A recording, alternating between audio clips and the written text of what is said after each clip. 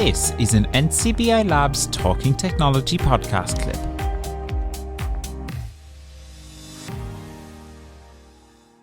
Someone who I'm sure will have many thoughts on the Vision Pro as well, but we'll come to that later, is Kieran O'Mahony. He is the CTO here at NCBI and CEO of IA Labs. And he is here to tell us about how he got on with his transition to Android. We forced Kieran into a bit of a challenge to play around with Android for a while, but has he stuck with it or has he gone crawling back to iPhone? Kieran, how are you? I'm very good, David. How are you doing today? Very good, thank you. So, Kieran, let's start, I guess, with Android. For those who didn't hear our previous episodes, do you want to tell us a little bit about where this came from and just your initial experiences? So I'm going to blame the very wonderful Daniel Dunn for all of this entire situation. He's been advocating for Android for many years now. And eventually I said, I'm going to have to actually listen to him and give it a try. So as I said on the previous shows, I've been an iPhone user from the 3GS, and I've seen specifically the accessibility features evolve and be enhanced over many years. And I remember, I can literally remember when they first brought in dynamic font on iPhone. I can't remember which iPhone operating system version it was, but I remember thinking, oh my God, this is the game changer. And then at the time you had to have a specific iPhone to do it. It was only available in the latest iPhone, whereas now it's on all of them. So, and then, as they started enhancing accessibility features like zoom and magnifier and numerous other pan disability kind of accessibility features, I grew more and more more and more attached to my iPhone. I tell the story quite often, but I because I want people to really realize how much technology is this huge enabler, and my iPhone for me has been a huge enabler for me living with sight loss. And I never had it, so I didn't actually lose it. But I was born with a condition called congenital nystagmus. Congenital, obviously, being not born with it, but it's been, as I've grown older, specifically, using my iPhone every day. I don't ever leave the house without it. That's how reliant I am with it. It's a mobility tool for me. It's a magnification tool. And as I said on the first show, I quite literally every single day use it to read bedtime stories to my little girl, because obviously, it's a darkened room. I need to make the text really big. It has really good way to control the light for it. So it's an integral part of what I do almost every day. So, but yet there's other voices out there. Daniel and Sean and the broader guys on the NCBI Labs team have been advocating quite heavily for how Android has come along. So we needed to get a device in IA Labs, and I know we're talking about IA Labs a little bit more, just to do some additional Android testing. So I said, hey, there's a good opportunity here for me to see where Android is, and see how the accessibility features have progressed, and what it's like to use an Android phone. And I know it's been done before in another there's been plenty of YouTube videos out there about people switching from one to the other, but I thought our perspective is and commonality around sight loss would be an interesting approach to take to review it. So and also I wanted to make sure we were using a device that no one could say, well, if you only got the slightly better device or the slightly better Android phone, that one would have X features. So the one that I've been looking at is the Pixel Pro 7. I think the 7 is the latest one. I'm open to correction on that. Sorry, I'm almost certain it's the 7. So it is a flagship Android phone. It's also the larger screen model. I have limited vision. I don't typically use voiceover or screen readers, but I'm actually setting myself a little personal goal to learn them more as of late. I think they're an incredibly powerful tool to be familiar with. And then the how could I set it up, and then how could I use it day to day? What would it be like living with that as my key, accessibility tool? The Android life, living that Android life, really. Yeah. So, I mean, you were initially impressed, though. So I have to say, and all joking aside, right? Because and we do a lot of joking here in the NCBI Labs team around the technology, because that's what we're passionate about. And I think you have to have some fun with technology. But all joking aside, the experience was far better than I thought it was going to be. And there is, I think Apple came to the table in their product design quite a bit sooner than Android. They definitely were ahead. I think the differences now are marginal.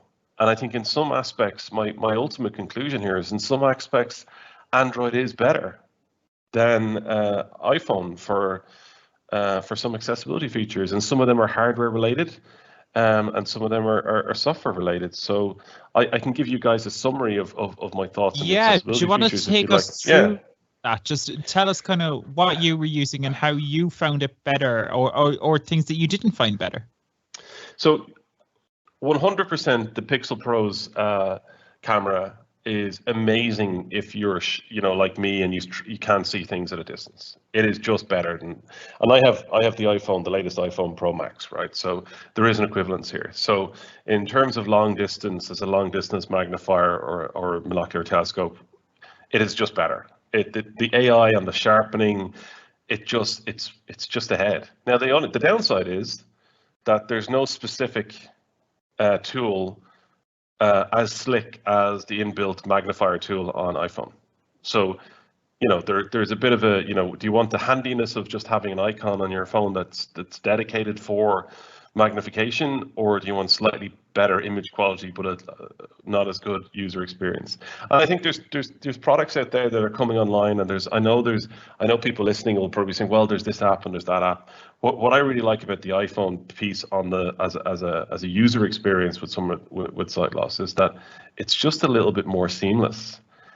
And what I find is that at the point where there's 3 buses coming, I'm panicking because I can't quite see the bus. I'm late because my wife needs me home to be with the kids. It's just quicker. The iPhone I can get it out of my pocket. I can get the magnification up. And I found I did struggle a little bit. Whereas if I have a little bit more time, the Android is just better. Now, in saying that, at the last show, Daniel recommended a tool to me, which I've forgotten the name of off the top of my head, which was for reading. I don't know, Daniel, if you're online there in the background, which was a Google tool that we downloaded on our second show for doing increased magnification. For reading pages of text. Was that Google Lookout? Google Lookout. Lookout. That is brilliant. Like, that is just so good compared to better than seeing AI. I'm not not from a seeing AI point of view. It's more for reading text on. So let's say if you're reading the journal.ie, the website. Oh, okay. Yeah, so it reads it turns text on a screen into a more readable fashion. That's how you describe it, Daniel. I would say, yeah. It's sorry. So it's for what's on your screen. That was the reader mode. Reader mode, yeah. Google Reader mode, yeah. I love that. 100%. It's great. Brilliant. And I know when we were chatting about it originally, you were saying, "Oh, it doesn't work for everything." I really haven't found a case where it doesn't work flawlessly. And I've noticed a lot because I would use the reader mode on iPhone, for web pages quite a bit, and that's quite buggy. You're missing quite a lot of content. I find when I'm using that. So I find if I need to read or I want to browse the internet, I reach for the Android phone. Because I still have the iPhone for work because it's where all NCBI work-related things are. So there's kind of pros and cons. The other side of things is, and I'm surprised I'm saying this, but the UI elements of the phone with the ability to magnify iconography and the ability to magnify text, both of those together as a combined sense, is better on Android. You know, Okay. it's just Interesting. better. You know, so if I mean purely to do something, let me just describe what I'm looking at now at the moment. So I'm looking at the home screen of my iPhone, and I'm looking at the home screen of the Pixel, and the Pixel is easier to read, 100%. Although I do think the Pixel screen is not quite as good, but in terms of the accessibility settings and my ability to have larger icons with, so I can orientate my vision a little bit better because the icons are bigger. And then I can use the text is larger. Now, obviously, let's say for certain things like YouTube, I'm only seeing YOUTU, and then I get ... because the text is too big. So there's still refinements that the interface needs, but I can see the icon clearly, and I know from context that YOUTU is enough for me to understand that that's the YouTube icon. And then obviously touch targets are slightly better. So in that sense, 100%. There is some, like, I mean, there's some realities though, and I think this is a good conversation to have, because my thinking as we got, and I was thinking, how do I express for the final piece of this series, because it's been a 3-part series. So part 1, looking at how it's set up, part 2, giving you guys some initial feedback on how I use the devices. But part 3 for me is all about the ecosystem and what your family and friends are using. And the more and more I thought about it, the questions that were deciders for me, and I love this, right? The questions that really were deciders for me weren't accessibility related. Doesn't that feel great though? Yeah, and you know, once that thought struck me, I was like, I'm choosing which device I prefer from just using and having fun, and you know, like, they're expensive toys at the end of the day. I'm not choosing which is better from an accessibility point of view, and I very much thought, like, when I went into this little review originally, I very much thought I would come to the end and go, iPhone has just better accessibility, and that's the end of it. Now, you know, I think about it more and more. Like, I do find, I mean, just in general, non-accessibility related pieces. I find the Android generally quite okay to use. I mean, the UI is on, I mean, there's some bits that are different. There's some bits that are better. I love the home screen, how you can manipulate where icons sit. It's just fun playing with it. You know what I mean? It's just, I do think iPhone is a little bit behind, and I was kind of sorry to see that in the latest. I mean, the widgets on iPhone are I don't know how what you guys think about them, but I find the widgets on iPhone kind of pointless. Well, we only spoke with David there about how they're getting sorry, David, if I just interactive. contradicted you, by the way. No, that's okay. He was saying that we're getting interactive widgets now. So in the new iOS. Oh, yes. Cool. Okay, yeah, amazing. Because up until this point, I'd like beyond clock. And one of the things I noticed with the iPhone widgets is they've reduced the font size in some of them compared to, like, for example, you used to see news as a notification center in an iPhone, but now in the new news widget, the font size is so small I can't use it anymore. So there's been little design decisions around that on the widgets on iPhone that I wouldn't be. So maybe that's just my use case. I don't use them. No, you're not wrong. Widgets on iPhone are terrible. Like, there's no outside of like clock and WordPress stats, I've never had a use for it. Like, yeah. And every time someone likes our YouTube channel, we get an alert to David's phone. So make David happy out there, like and subscribe. that is not true, but yeah. But then generally, I mean, as I said, the camera on the AI camera on the Pixel Pro, I think it's called the Magic Eraser. It's so fun to play with. You know, when you take a picture and you see, oh, there's you know, taking a picture of my kids, and there's someone else, a kid in the background, and you go, oh, actually, I'll just erase them from the photo. It's brilliant. Yeah. It's like it's so much fun. And then on the ecosystem side of things, oh, sorry, one point to make. I've always heard for years and years and years as an Android user, as an iPhone user. I'm already calling myself an Android user. Oh my God. For years and years as an iPhone user, that Android battery was terrible, and it's fine. There's zero. I'm having very. You're getting all day, like. No problem at all, and I've even brought this phone on a long haul flight for like 11 hours and lasted the entire way. Had enough to get an Uber when I got off the plane, so it was really.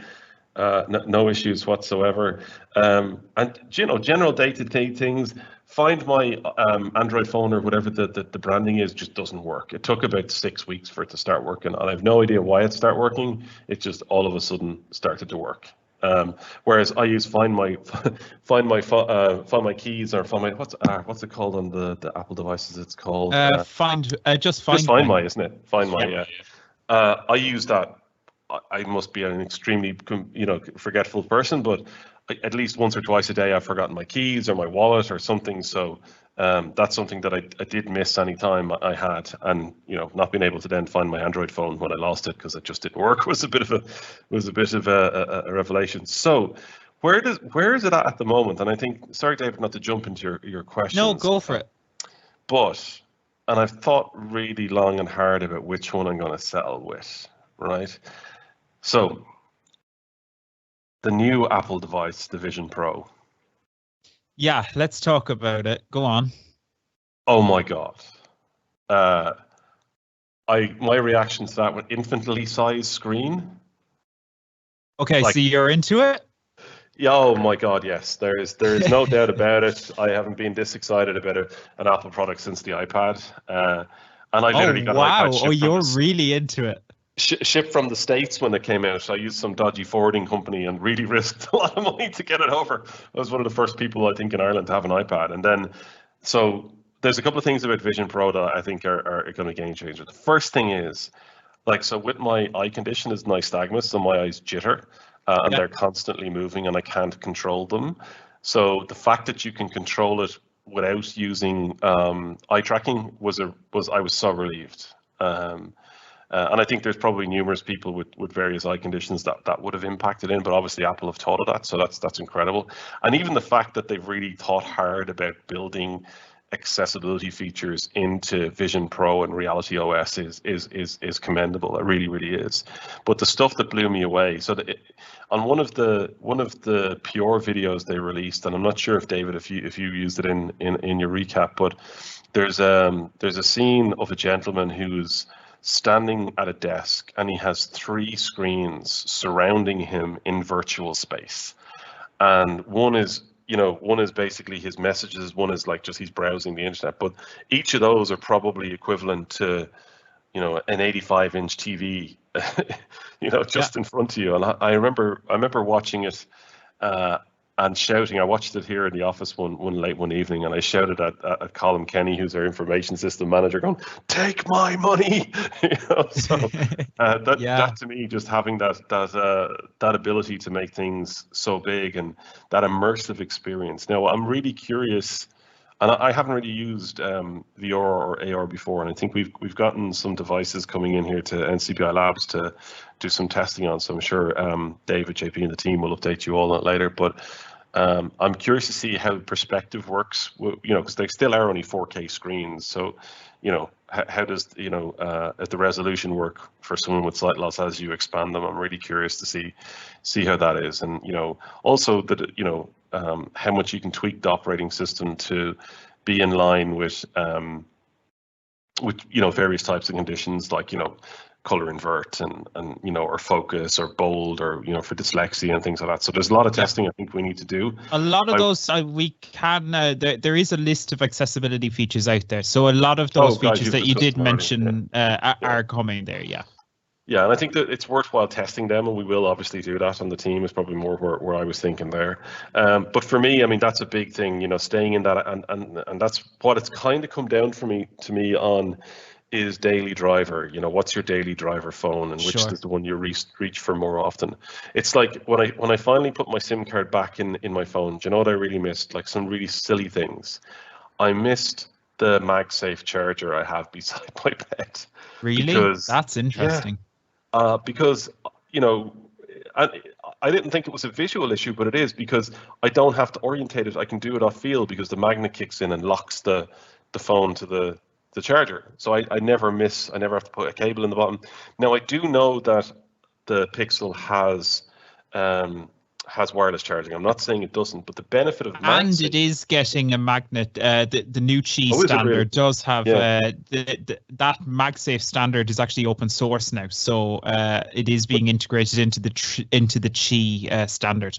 Well, that's great. That's great news, because I definitely found myself it wasn't something I realized I'd missed, but when I put the SIM card back in, I realized, oh, that was annoying me, and that small little thing. And we had a service user in a little while ago, and he was saying that he struggled with putting the cable into the bottom of his iPhone, and in fact, he'd actually damaged the bottom of the cable because he couldn't see it well enough. So we had recommended just a normal Qi charger, and he hated it because he wouldn't be able to tell if the light had activated or if it was charging. And then when we provided him with the MagSafe one, he loved it because it's not a visual thing; it's a touch. It's a different sense. So you can feel it, yeah. I did really miss that. I did try, like we talked about before, I did try the Sony Airbud things. They're just not as good as AirPods. AirPods are probably, in my view, the best wireless earbud out there. Yeah. I know not from sound quality, and I do cave on that, but everything else is just so convenient. That's really there. And then the final one, which was a really big one for me, is that almost everyone I know in my circle of friends, my circle of family, is an iPhone user. So, all the little kind of ecosystem tweaks, you find yourself kind of missing them, as you deal with people. And I definitely noticed as I started to, put the SIM card back in, I was like, oh, now I can do this, or I can use AirDrop, or and I use a Mac for work here in NCBI. So the other time I would, AirDrop files back and forth just if I needed to. Sure. Yeah. So little things like that, certainly, again, none of it was accessibility decisions, just like, is this the right phone for me? So I'm also going to throw a little bit of spanner in the works, if you don't mind, David, just to finish go for it. I'm going to keep both phones. I don't want to give the Android back. Oh, okay. Interesting. Fair enough. So, Byron, can I ask a question? Yeah. Throughout your usage in trialing the Android phone, did you give Google Assistant much of a spin at all? No, actually, I didn't. And Oh, and now that you said that, I'm like, damn it, I should have tried that more. I have a love-hate relationship with voice assistants. okay. And no, let me explain why. Because being like you all on this call here, I love smart tech. Oh my God! If you knew the stupid amount of money that I've saved over the year and squandered on various Hue accessories and Philips Hue lighting. Oh, he's in that world. And I have, David, you have no idea. I have. It's gotten so bad that my wife is cut off. I'm not allowed to buy any more lights because I'm in the same with the mother. I'm not allowed to get anything now unless it's Nest smoke alarms. So that's the only one they love. We literally have 3 Hue hubs in our house because I maxed out the amount of lights you can put in a hub. So how do you even do that? Wow. Oh, it's possible, trust me. See, between like ceiling lights and so what I did, I was buying like one bulb every month, every other month, and over the course of a couple of years, I was like, wait a minute. I get it. Yeah, and then I also have Sonos. I'm a huge Sonos person, and like a lot of people with Silos, I've a bit of a obsession with audio, and poor JP. Anytime there's bad audio on the NCBI Labs technology show, JP gets a little message going, what happened? so it's okay. It's always constructive, Byron. Yes, it is. Yes, thank you, JP. And so all of that kind of integration on smart home has been a huge part of mine. But why I kind of love and hate the voice assistant piece is that Siri has annoyed me so much over the years that it just didn't occur to me to use Google Assistant because so let's say, I'll give you an example. I have a routine set up on Home at Home, if that makes sense, on the Home app at home. And it's a very simple routine. And it turns on my daughter's nightlight. Okay. So, because obviously, as any parent knows, is that, and I'm sure JP and Daniel, I'm sorry, David, I'm not sure if you have any kids, but no, not yet. But will attest to getting your kids to bed is you want to do it as efficiently and quickly as possible so adult time can begin, which is like usually watching Netflix or having a glass of wine or whatever, right? So I had a little routine set up on it that basically says, hey, S word, nightlight. Okay, and that activates my daughter's nightlight in her room, and then she gets cozy in bed and she goes to sleep. I have to, on average, say that 5 different times, which my little girl thinks is hilarious. Yeah. She thinks this is the funniest thing ever.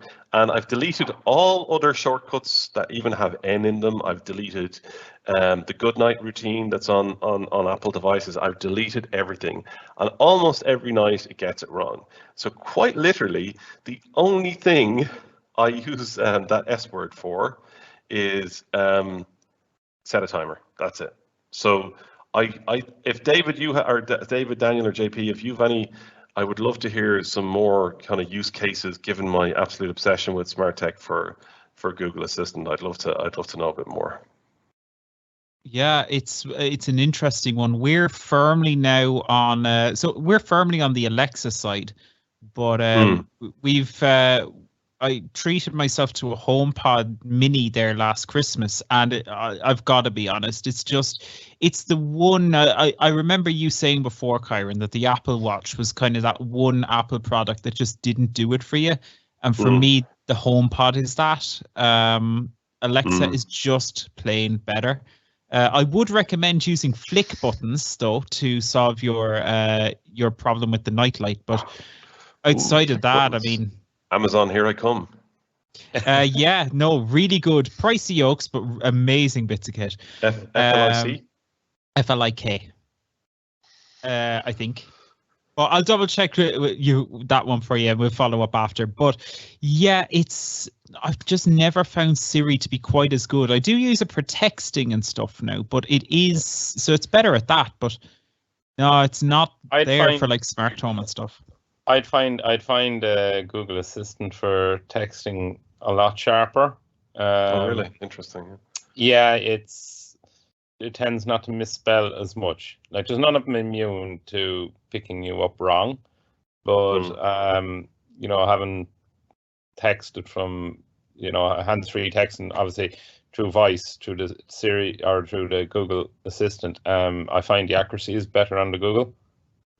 And do you have much? One of the things I think actually what it would say as well is we have electric blinds in a couple of rooms, and the remote control is broken at the moment.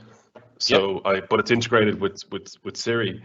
Do you find like integration's a bit better on Google Assistant for smart devices? Like I can find Home app is quite restrictive in what it will actually let you do. I suppose I haven't raw tested too much. All I have here is a couple of smart sockets, and I can just I can change the names in them very easy. You can, if I'm gonna take it out of one room, put it in another, it's very simple.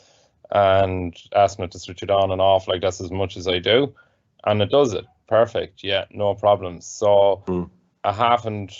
The only bug I suppose I've come across, and I don't know whether this lies with Samsung or Google Assistant, but it's on the phone, and unless my contact phone number, let's say, Karen, if I had your number in my phone and I didn't have the +353 and the 0 dropped in front of your phone number in my contacts, it would only bring it as far as the dial screen. But if I had you as an international +353 number, it will go the whole hog and ring you. Now, I don't know whether that's just on my Samsung or not, but it's one little bug I found about it. But after that, I have no complaints about the Google Assistant on the phone, and it's brilliant. I'd love to go and dig a little bit deeper on Google Assistant, and maybe that's a future show, David and JP and team we could look at, and because I have obviously with the My NCBI Smart Hub, which I'm hoping all the listeners are using. There's certainly that's available. Well, it was available, on Google up until recently until they shut down all the apps. But so I have a Google Assistant at home, and I have a Google Hub, I think it's called, at home, and then I have obviously the Android phone now, which people aren't getting back. It's mine now. Fair enough. I suppose where I found the Google Assistant first handy was you're out driving and you have a call to make.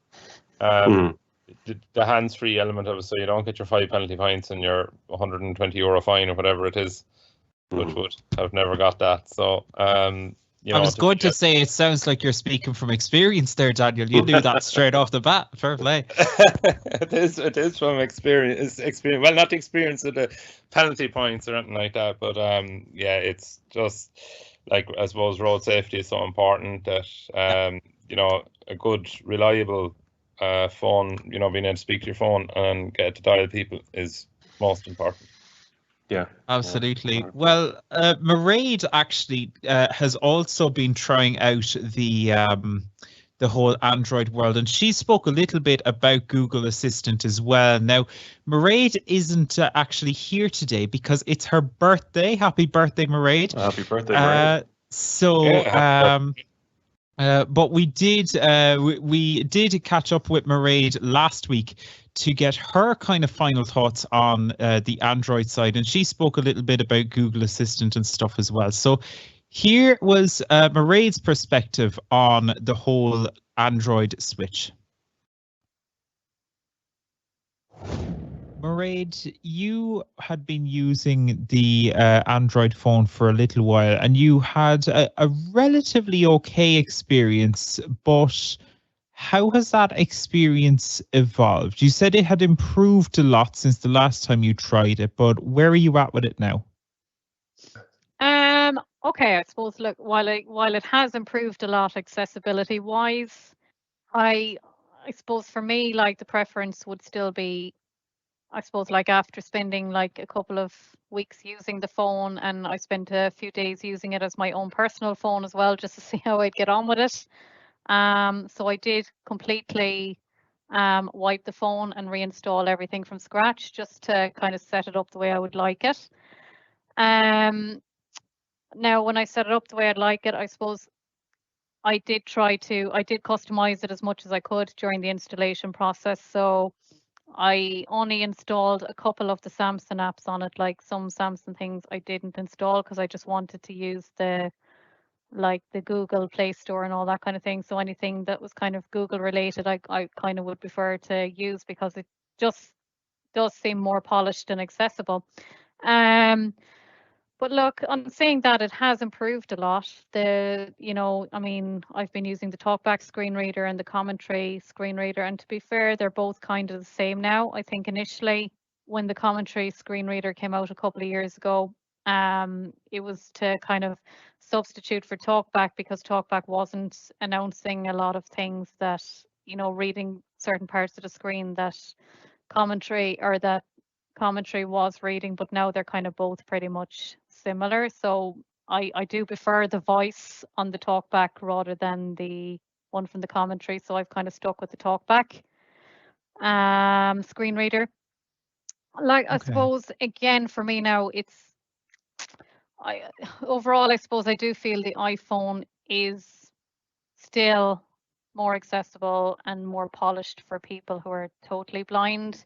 I do think maybe, okay, the Android phones are more accessible for maybe to a degree for people with some level of vision, because in the accessibility options, I kind of do feel they focus more on like the magnification and speak to select and all that kind of thing. They do support a lot of that, whereas, you know, for me, it's mainly the screen reader support I would want.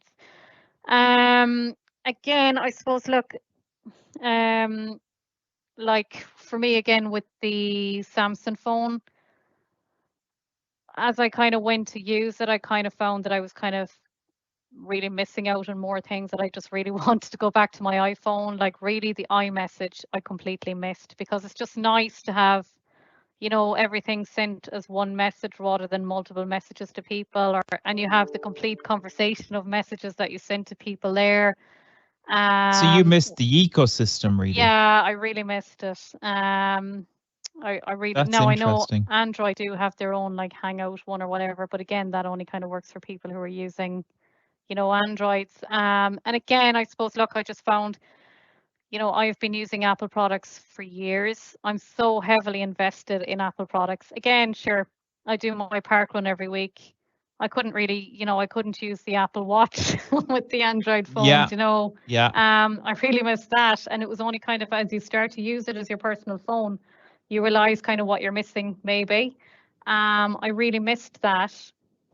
Even my AirPods, okay, yes, while I could connect them, the AirPods Pro, I could connect them to the Android phone. It was a more dumbed down version. God, you'd really notice the sound quality. It was really decreased. Okay, So, interesting. yeah, it was really decreased. So you headed pretty much straight back to iPhone by the sounds of it then. Pretty much, yeah, because even like, you know, even for notifications, I just feel, you know, on the locked screen, if you know, all I'd have to do is press the side button on the iPhone and you'd have a list of all your missed calls or whatever. You'd have all your notifications there. Whereas when I was reviewing that on the Samsung Z Flip 4, on the Android phone, it was just like there was loads more up on the notifications bar than what you needed. There was like Bluetooth, there was the Wi-Fi you were connected to, there was everything, and you could easily miss, you know, a missed call from somebody or whatever because it just, you know, it just doesn't say, like, whereas the iPhone will tell you straight away when you press the side button, missed call from such and such person or whatever. I just kind of didn't have that, you know, experience with the Android phone. Now, And on the plus side, though, I will say what I really did like about the Android was the Google Assistant. I did like that. Often I find with Siri, you have to repeat things multiple times, or, you know, you'll get the response like working on it, and it keeps going around the circle. Whereas the Google Assistant was really, really responsive. So, like, if you wanted to make a phone call or anything that way, it was, you know, it was great. Or if you wanted it to read your messages, it was good that way. Even though so is that something you'd kind of like to almost pull across if you could, like, and was that kind of the main thing that you did find, you know, this is actually better than iPhone? I did find, yes, it was more like Google Assistant is definitely more responsive than Siri. Yes, and like even the responses you get, they're much more, you know, they're, you know, she'll have a basically a conversation with you, like, so it was more. They're more articulated. Yeah, it was. I found the Google Assistant worked very well, like even for like, you know, getting the number for a restaurant or anything like that, or you know, it was like it would have it in seconds, whereas I kind of find when I do that with Siri, sometimes I'm just better off to go online because it'll get the number for me and then like then it can't call it or something, so, or it stops working or it's working on it. So, you know, I just found there was a big difference there, and I suppose I'd love to see Siri improved more on the iPhone as well. That would be really great. Was there anything else that you found that, you know, when you moved back to iPhone that you missed? Like, did it give you a perspective for, I guess, the ability to customize things more or anything like that? Or are you very satisfied at the same time with what the iPhone's offering you in that regard? I'm actually very satisfied with the iPhone, really, because I suppose, as I say, I have a lot of Apple products. I'm heavily invested with them. I have my AirTags as well. I mean, you can't, you know, if the Apple AirTags, you can't use those with the Android phone. Okay, while I can use Tiles ones or whatever, I mean, the precision finding wouldn't be there on them. So that's kind of what I would rely on. I suppose, like, another thing I suppose that I did kind of find a bit confusing, not confusing, but I suppose a little bit off-putting maybe for people, especially if it was their first time moving to Android or whatever, is especially with a Samsung phone, you have the Samsung Galaxy Store and the Google Play Store if you want to download apps. I mean, first, like, okay, there obviously must be some differences in the app from each app store. Like Samsung would have their own version of it maybe, but like, you know, why have two Play Stores? Because, you know, if people are just getting used to Android, or, you know, people might not be, you know, people might just say, oh, it's a Samsung phone, so I'll get everything from the Galaxy Store, Samsung Galaxy Store, and they may not be getting the best experience of an app, you know. So that, like, I think just one app store is plenty, you know, is all you need. Fair enough. You know,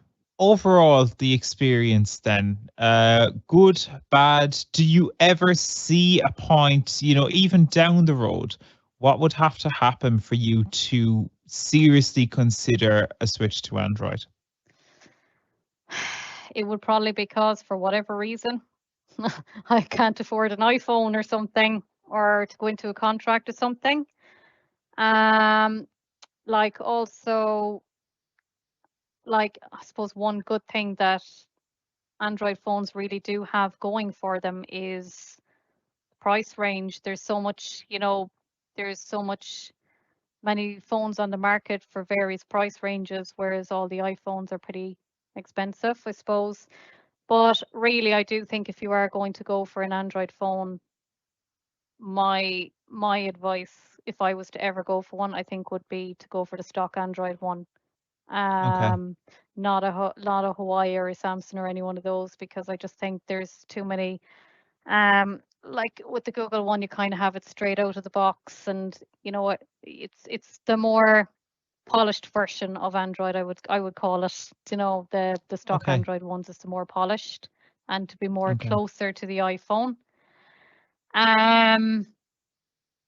But for me at the moment, I love my iPhone. I'm really happy with the Apple one, but like definitely what it really has done for me is it has really increased my knowledge for when, we'll say, service users come in and they're looking for support with their Android phone or whatever. Because I wouldn't have had a lot of experience with Android phones. So, it's given me a chance to have a play with the phone and, use every feature of it, and just kind of, have a rough idea where the settings are when people come into the office. Because like every Samsung phone, every model of Samsung phone or any Android phone, the settings are in different places, so like if you wanted to turn up the screen brightness, it could be under display and settings in one Android phone, and it could be somewhere else in another phone. So whereas I suppose that's at least the one good thing with the iPhone as well, it's consistent. Anyone that has an iPhone, everything is the same, so you could easily troubleshoot a problem for somebody there and then over the phone. Like whereas an Android phone, you may have to spend a few minutes longer trying to figure out, okay, go try this option, go into this option. So there is that about it. But you're sticking with iPhone for now? Oh, I'm sticking with my iPhone, yeah. Fair enough. I haven't been won over. Fair enough. Mairead, on that note, just very, very quickly before we wrap up, your first thoughts on the Apple Vision Pro headset? Yes, my thoughts on them would be, I'm looking forward to them coming out. I'd love to be able to test them. Okay, interesting. Do you see much potential? Obviously, we've discussed before, you don't have any vision. So do you see a use case for virtual reality for people with no vision?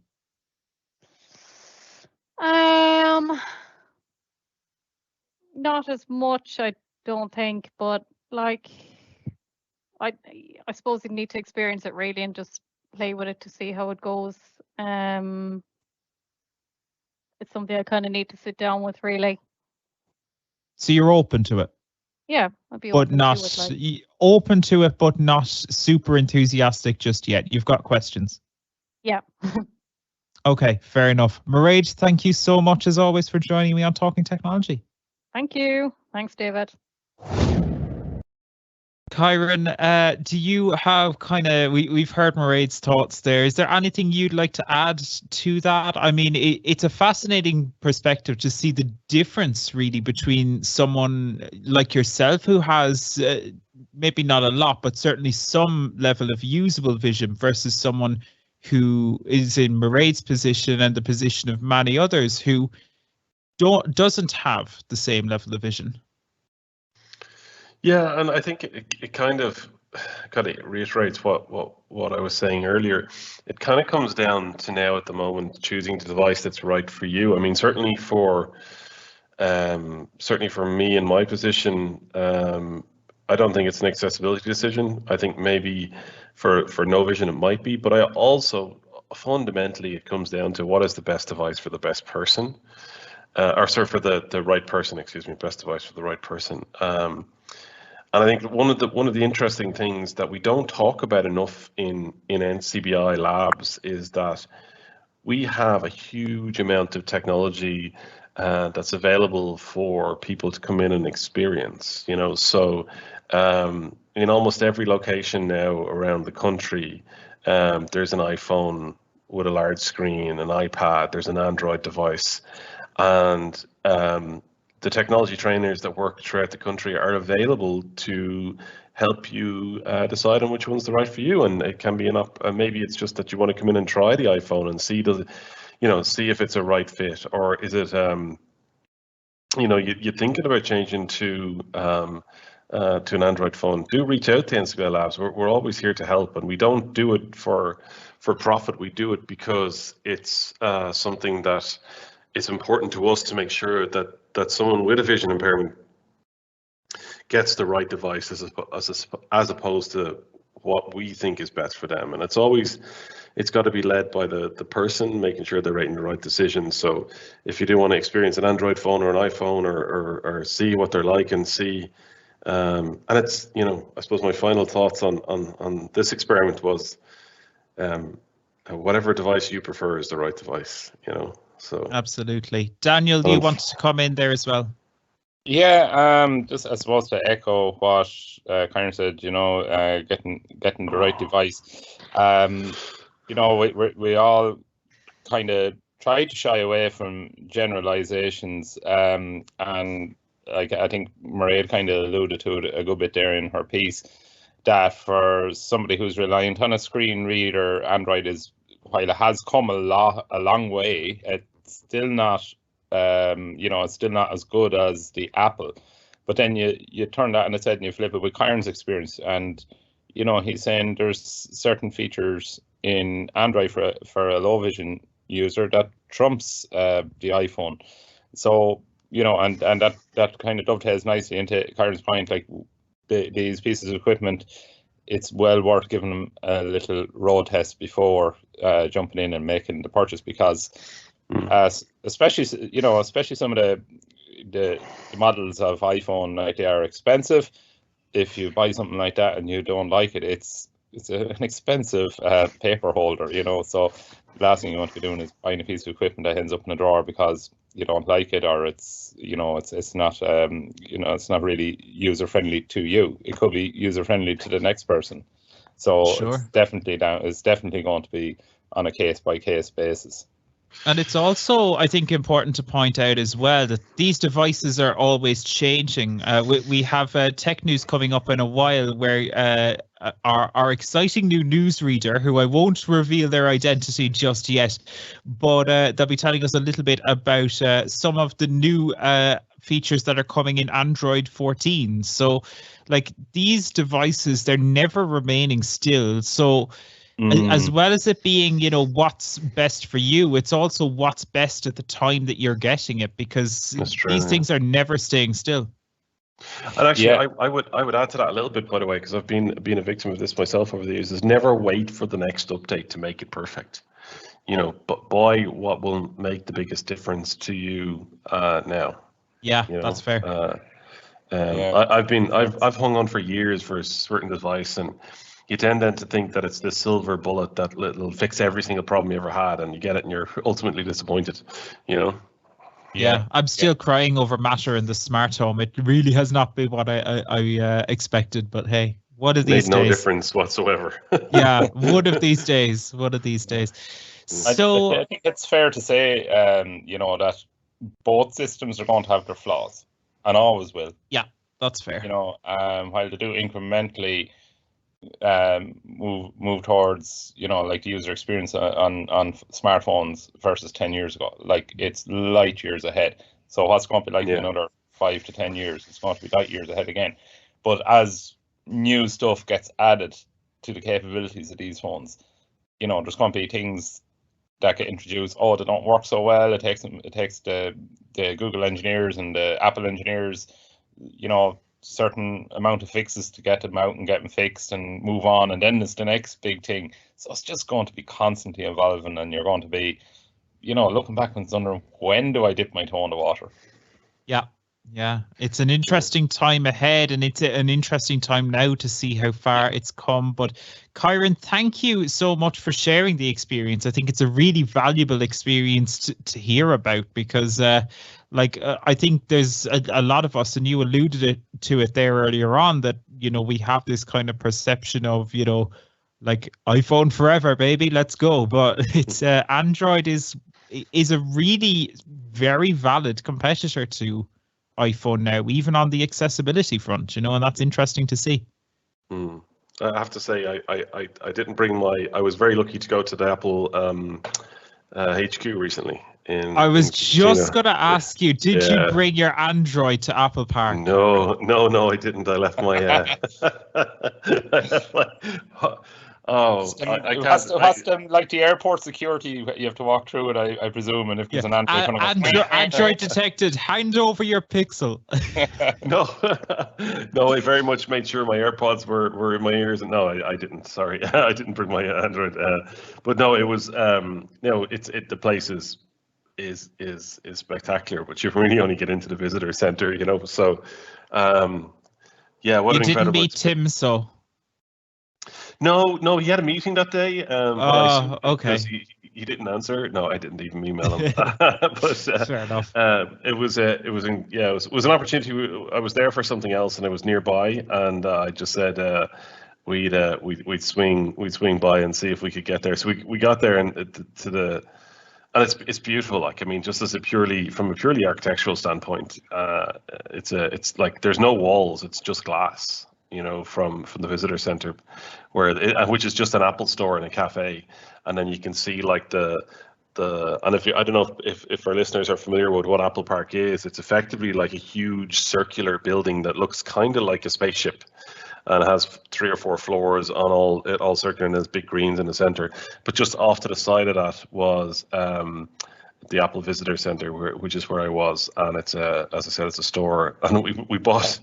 It's so silly, like we sat down and had a coffee, and when you get a latte, like there's an Apple logo in the milk of it, like, and then they sell little things like souvenirs that you can't get anywhere else. So myself and a couple someone we were with got some Apple T-shirts, which I will never wear in public, which are just really embarrassing, but they're really high quality T-shirts, I can tell you. So like just to see it, it was like, I mean, I remember I wrote a post on LinkedIn talking about it, and I think for me it was kind of just a cool thing. I do like architecture and design as a slightly on a personal level, but to see the headquarters of Apple and have been so bought into Apple accessibility and a follower of it, and just how they've embedded it into their full product design it was a really kind of a cool thing to me. And before I joined NCBI, and when I worked in commercial tech companies where I was CIO and other roles, using Apple computers, in my view, has enabled me to achieve so much. So it felt like a kind of a really cool thing to do. And it's very funny. I told my wife about it, and she literally just slagged me for about 15 minutes, calling me the biggest Apple fanboy in the world. But I get it though. She's probably right, but it was quite cool to be there. Almost impossible to get a cab away from it, but it was. And we did get shouted at by Apple security because we asked the taxi driver if he could drive near the gates to take a picture. Oh, I love it. And a security guard came out and was screaming at us, so we were like, "Go, go, go!" Kyron got into trouble at Apple Park. I love that. I left that bit off the social media side of things. Yeah, I didn't see that in the LinkedIn post. Yeah, it's that's amazing. It really is crazy to think like that only Apple could turn their offices into like an attraction like that. It's kind of amazing, isn't it? Yeah, I think it was either 1 billion or 2 billion it cost for their headquarters, but wow. Yeah, wow. That's mental. Yeah, it's only. Yeah. So Kyron, before we move on to IA Labs, which has a slightly smaller office, I believe, than Apple, we will have you any kind of final thoughts on the Android side before we wrap this one up? Just that I probably won't slag it as much as I did before going through this experience. So I think Daniel, and I really wish Sean could be here today, but he's unavailable. But I think I'll be a little bit less critical when the two guys tell me about how amazing Android is, and I look forward to hearing all the new feature updates that they release. There you go. How many years later, David, is it after taking us to get to this point? Yeah, it's taken a while. 4 years. 4 years of punishment has just come to an end. There you go. And just to confirm, I just Googled, Apple Park didn't cost 1 billion, didn't cost 2 billion. It cost 5 billion, baby. $5 billion. Thanks for listening to this NCBI Labs Talking Technology clip. For more just like this one, you can subscribe to our YouTube channel. There you can also find loads of full podcast episodes. They're also available on your podcast app of choice or in the NCBI Smart Hub.